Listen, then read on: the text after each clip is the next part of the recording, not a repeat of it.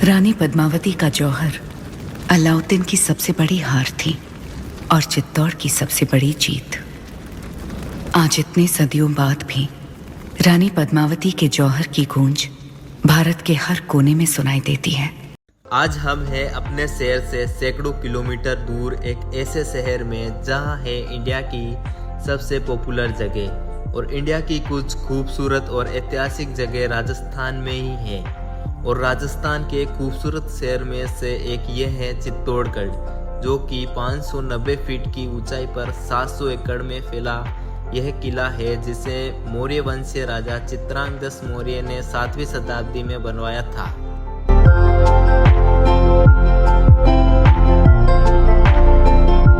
अभी हम हैं राजस्थान के चित्तौड़गढ़ में, जो भारत का ही नहीं एशिया का सबसे बड़ा किला है। और इस किले का निर्माण 7वीं शताब्दी में हुआ था। और इस किले की लंबाई 8 किलोमीटर और चौड़ाई 2 किलोमीटर है। और इस किले में 113 मंदिर और करीब 84 पानी के कुंड है। और इस किले में 7 दरवाजे हैं, जिनके नाम हिंदू देवताओं के नाम पर पड़े हैं। इन 7 गेटों को पार करते हुए हम बढ़ते हैं किले की तरफ। तो सबसे पहले हमें दिखाई देता है ये पाडल पोल, जिसे पांडल पोल के नाम से भी जाना जाता है। गाइस, ये है भैरव पोल, जो कि दूसरा नंबर वाला गेट है। और यह है किले का तीसरा गेट, जिसे हनुमान पोल के नाम से जाना जाता है, क्योंकि यह हनुमान जी का मंदिर बना हुआ है, इसीलिए इसे हनुमान पोल के नाम से जाना जाता है। और यह है किले का चौथा गेट, जिसे गणेश पोल के नाम से जाना जाता है। फिलहाल इसके ऊपर की छत टूटी हुई है। और यह है किले का 5वां गेट, जिसे जोरला पोल के नाम से जाना जाता है। और यह है किले का 6ठा गेट, जो लक्ष्मण पोल के नाम से जाना जाता है।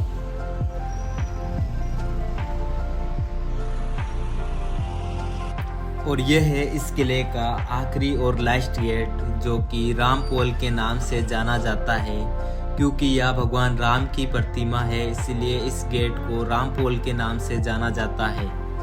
इन 7 गेटों को पार करके इस जगह पर पहुंचते ही आप देखेंगे चित्तौड़गढ़ का ये खूबसूरत नज़ारा, जो वाकई में लाजवाब है।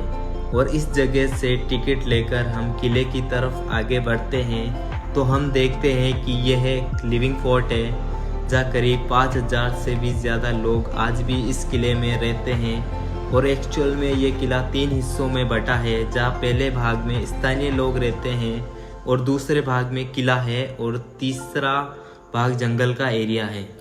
तो फ्रेंड्स, वैसे ये किला बहुत ही बड़ा है, तो एक एक करके एक एक पॉइंट को हमें यहाँ घूमना पड़ेगा। और इस किले में ऐसे काफ़ी सारे पॉइंट है, तो हम एक एक करके एक एक पॉइंट को घूमेंगे।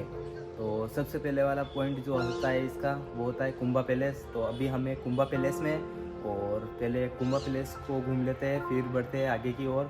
तो वीडियो में बने रहे। और अभी हम आपको दिखाते हैं कुंभा पैलेस। कुंभा पैलेस के 2 भाग है, जिसमें पहला है जनाना और दूसरा है मर्दाना। अभी हम हैं जनाना वाले भाग में, जहां रानियां रहा करती थी। और इस महल में एक सुरंग बनी हुई है, जो निकलती है गौमुख कुंड में। और सुरंग 1 किलोमीटर लंबी है। पहले रानियां अपना चेहरा किसी को दिखाती नहीं थी, तो वो इसी सुरंग से नहाने के लिए जाती थी। तो दोस्तों, ये है वो सुरंग जो गौमुख कुंड में निकलती है, ये वाली सुरंग। ये है कुंभा पैलेस में। और बताते हैं कि रानियां इसी सुरंग से जौहर स्थल तक पहुंची थी। वैसे इस किले में 3 जौहर हुए थे, जिसमें पहला साल 1303 में रावल रतन सिंह के शासनकाल में हुआ था, जिसमें रानी पद्मावती ने 16,000 दासियों के साथ जौहर किया था। और दूसरा जौहर साल 1534 में राणा विक्रमादित्य के शासन में हुआ था, जिसमें रानी कर्णावती ने 13,000 दासियों के साथ जौहर किया था। और तीसरा जौहर साल 1568 में राणा उदय सिंह के शासनकाल में हुआ था, जिसमें सिसोदिया की पत्नी फूल कंवर के नेतृत्व में जौहर किया गया था। ये जो मैन दिख रहा है, ये है कुंभा पैलेस। और ये बाकी की जो गिरी हुई दीवारें और ये जर्जर हालात में जो आपको दिख रहे हैं, ये सैनिकों के रहने की जगह हुआ करती थी। और ये इधर एक महल और है, ये जनाना महल है।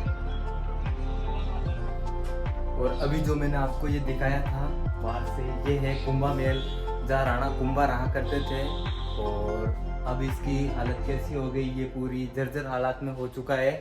तो गाइस अभी हमने आपको बाहर से ये दिखाया था, पूरा कुंभा महल था। और अब हम आगे की ओर बढ़ रहे हैं। और अभी हम हैं मीराबाई के मंदिर में, जहां मीराबाई श्री कृष्ण की पूजा किया करती थी। और मीराबाई का ससुराल मेवाड़ था और उनके पति का नाम भोजराज था, जो मेवाड़ के महाराणा सांगा के बेटे थे। और मीराबाई इसी मंदिर के अंदर श्री कृष्ण भगवान की भक्ति किया करती थी। तो दोस्तों अभी जो हमने आपको ये दिखाया था, ये था मीराबाई जी का मंदिर। और बहुत ही बढ़िया मंदिर था। और इस मंदिर पर आप देख सकते हो, ये जगह जगह से ये मूर्तियाँ खंडित कर रखी है। अभी हम हैं विजय स्तंभ के पास, जिसे मेवाड़ के राजा राणा कुंभा ने बनवाया था। और इसका निर्माण 1448 में हुआ था। ये सारंगपुर के युद्ध महमूद खिलजी की सेना पर विजय के उपलक्ष्य में बनवाया था। और ये राजस्थान पुलिस और राजस्थान शिक्षा बोर्ड के प्रतीक चिन्ह में शामिल है। और ये राजपूतों द्वारा बनाया गया विजय स्मारक है। और ये वो जगह है जहाँ रानी पद्मावती ने 16,000 दासियों के साथ और रानी कर्णावती ने 13,000 दासियों के साथ जौहर किया था। जौहर के समय महिलाएं दुल्हन की तरह सजकर एक साथ आग में कूद जाती थी। और इस जगह पर पहले एक गहरा कुंड हुआ करता था, जिसे आग जलाकर सारी महिलाएं एक साथ कूद जाती थी। फिलहाल इस कुंड को भर दिया गया है। बताते हैं कि इस कुंड में अजीब आवाज़ें आती थी। और इसके 2 गेट है, जिसमें पहला है उत्तरी जौहर गेट और दूसरा है पूर्वी जौहर गेट। इन दोनों गेटों से रानियां जौहर करने के लिए आई थी। जिस जगह पर अभी हम आए हैं उसे गोमुख कुंड के नाम से जाना जाता है। और कहते हैं इस कुंड में उस समय रानी पद्मावती सुरंग के रास्ते पर्दे में नहाने आया करती थी और शिव पूजा करके सुरंग के रास्ते अपने रॉयल पैलेस में जाती थी।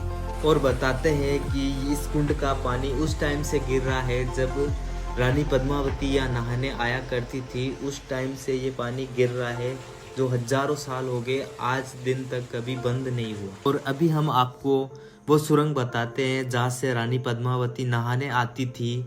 और यह रानी पद्मावती की उस समय की एक तस्वीर है जो राणाओं के समय की बनी हुई है।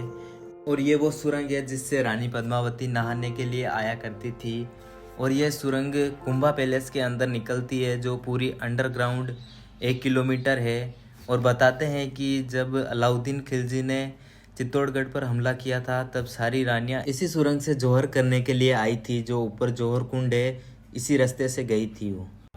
तो दोस्तों अभी मैंने जो आपको दिखाया था वो रानी पद्मावती की प्रतिमा और ये गोमुख कुंड था।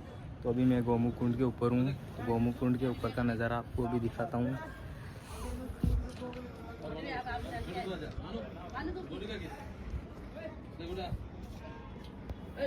चित्तौड़गढ़ में कई बार मुगलों ने हमला किया था और इसी वजह से यहाँ पर कई तोड़ फोड़ भी है। और जब अलाउद्दीन खिलजी ने यहाँ पर हमला किया था रानी पद्मावती को पाने के लिए, तो उससे रानी पद्मावती नहीं मिली। तो लास्ट में वो बहुत ही गुस्सा होकर सारे मंदिरों की तोड़ फोड़ करने लगा। और इस किले में जो 113 मंदिर थे उसकी पूरी तोड़ फोड़ कर दी उसने। और आप इस मंदिर पर देखेंगे तो आपको दिख रही होगी कि ये सारी मूर्तियाँ खंडित की हुई है। तो अलाउद्दीन गुस्से में आकर मंदिरों की सारी मूर्तियाँ जो खंडित करने लगा और किले में और तोड़ फोड़ कर दी उसने, जब उसको रानी पद्मावती नहीं मिली। तो इस किले में जितने भी मंदिर है उसमें सब में तोड़ फोड़ कर रखी है उसने। अभी बहुत ही ज़्यादा धूप पड़ने लगी है और हमने करीब आधे से ज़्यादा किला आपको घुमा दिया है और आगे चल रहे हैं। अभी जो हमने आपको दिखाया वो था गोमुख कुंड और रानी पद्मावती का जो प्राचीन वो चित्र मूर्ति थी वो, और जौहर कुंड बाकी हमने आपको ये दिखा दिया। और अभी हम जा रहे हैं रावल रतन सिंह के महल में और वहीं पर हमें देखने को मिलेगा जो समर पैलेस है रानी पद्मावती का। तो आगे बढ़ते हैं और करते हैं वीडियो को कंटिन्यू। अभी हम जा रहे हैं रावल रतन सिंह के महल की तरफ।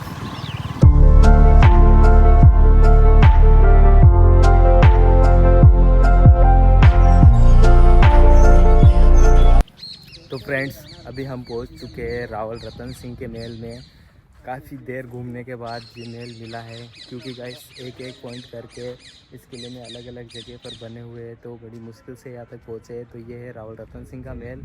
चलते इसके अंदर और दिखाते हैं आपको।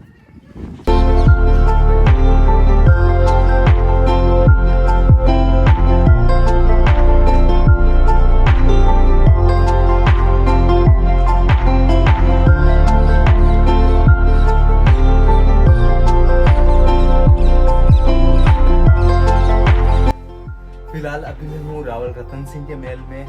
जो रानी पद्मावती और रावल रतन सिंह का महल था वो यही था, और यहीं पर रावल रतन सिंह रहा करते थे। और अभी जो आपको ये दिख रहा है यह है रावल रतन सिंह का महल, और उधर की तरफ जो वो है इसके आगे वो पानी का कुंड है, लेकिन फ़िलहाल अभी इसमें बंदर बैठे हैं तो मैं उधर नहीं जा पाता हूँ।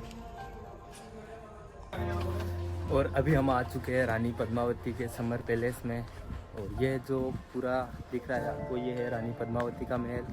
और अंदर की तरफ हम दिखाते हैं जो वो समर पैलेस था रानी पद्मावती का, जिसमें गर्मियों के दिनों में रानी वहाँ पर रहा करती थी 4 महीने, और बाकी वापस चली जाती थी। ये था पहले का समर पैलेस में जाने का रास्ता, जो फ़िलहाल अभी बंद है, तो अभी हम अंदर नहीं जा सकते हैं। जब बाहर ही देख सकते हैं इसको। और ये है रानी पद्मावती का समर पैलेस, जहाँ रानी गर्मियों के दिनों में 4 महीने यहाँ रहा करती थी और बाकी वापस अपने महल में चली जाती थी। तो ये है वो समर पैलेस जहाँ रानी रहा करती थी 4 महीने। अभी मैं आपको लेकर जाने वाला हूँ उस जगह जहाँ रानी पद्मावती का चेहरा दिखाया था मिरर के अंदर अलाउद्दीन को। तो मैं अभी आपको उस जगह लेकर चलता हूँ, तो चलिए बढ़ते हैं आगे। और यहाँ से रानी पद्मावती का चेहरा दिखाया था अलाउद्दीन को, जो इस दीवार के ऊपर कांच के शीशे लगे हुए थे, उसके अंदर रानी पद्मावती का चेहरा दिखा था अलाउद्दीन को। वो जगह यही थी, इसी जगह पर अलाउद्दीन को रानी पद्मावती का चेहरा दिखाया था। दोस्तों, अभी हमने जो आपको दिखाया वो था रानी पद्मावती का महल, और ये किला इतना बड़ा है कि हर एक चीज़ बताना तो हमारे लिए बहुत ही मुश्किल हो सकता है, लेकिन जितना भी होगा उतना हम आपको इस वीडियो में दिखाएंगे। और अभी हम आए हैं कालिका माता के मंदिर में, जो चित्तौड़गढ़ किले के भीतर स्थित 8वीं शताब्दी का एक हिंदू मंदिर है। और ये मूल रूप से एक सूर्य मंदिर था, जो कि आंशिक रूप से चित्तौड़गढ़ की बोरी में नष्ट हो गया था। इसे राणा कुंभा के समय में फिर से बनवाया गया था। यह है वो कालिका माता का मंदिर जिसे राणा कुंभा ने फिर से बनवाया था। ये पहले पूरी तरह से नष्ट हो गया था। अभी हम जा रहे हैं अगले पॉइंट पर, जो है कीर्ति स्तंभ। और ये है जैन कीर्ति स्तंभ, और ये दिगंबर जैन मंदिर में बना हुआ है। इसे भेरवाल जैन व्यापारी जीजाजी केथोड़ ने 12वीं शताब्दी में बनवाया था, और ये 22 मीटर ऊंचा है, और ये दिगंबर जैन मंदिर के पास में बना हुआ है। और ये जो आपको दिख रहा है ये है दिगंबर जैन मंदिर, जो मैं पूरा आपको बाहर से और अंदर से दिखाता हूँ।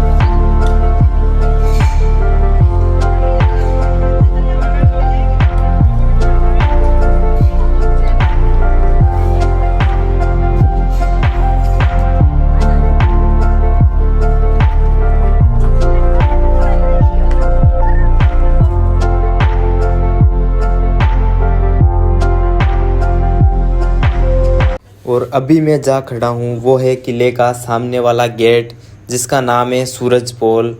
और किले का जो फ्रंट वाला एरिया है वो यही है, जिधर से हम आए थे वो किले का पीछे वाला एरिया था, और सामने वाला ये है। और ये वो जगह है जहाँ अलाउद्दीन अपना डेरा डाल के बैठा हुआ था 6 महीनों तक इस तपते रण के अंदर।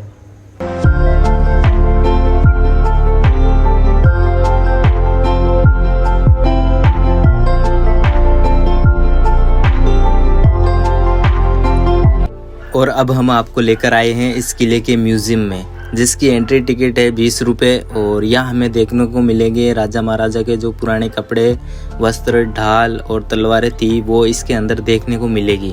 और इस किले का जो पूरा नक्शा है वो भी इसके अंदर देखने को मिलेगा। तो सबसे पहले आते ही इसके अंदर हमें जो ये इस किले का नक्शा है वो दिखाई देता है, जिसके अंदर अभी हम हैं।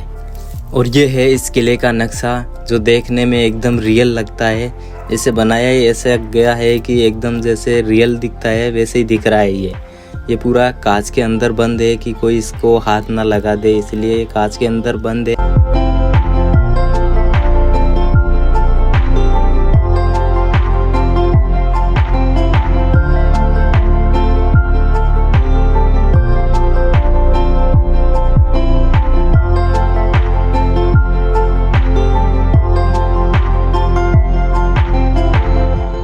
और ये है कुछ राजा महाराजा के कपड़े, ढाल, अस्त्र शस्त्र जैसे कुछ चीज़ें हैं वो हम आपको दिखाते हैं आगे। और जो इस म्यूज़ियम में रखा है अलग अलग जगह पर, इधर ये मूर्ति बना रखी है और उधर बंदूकें हैं। ये वो चीज़ें हैं जो उस टाइम युद्ध में यूज़ की जाती थी, जैसे ये बंदूकें हैं, ढाल, भाले, और उस टाइम के ये स्टैचू बना रखे हैं इस म्यूज़ियम के अंदर।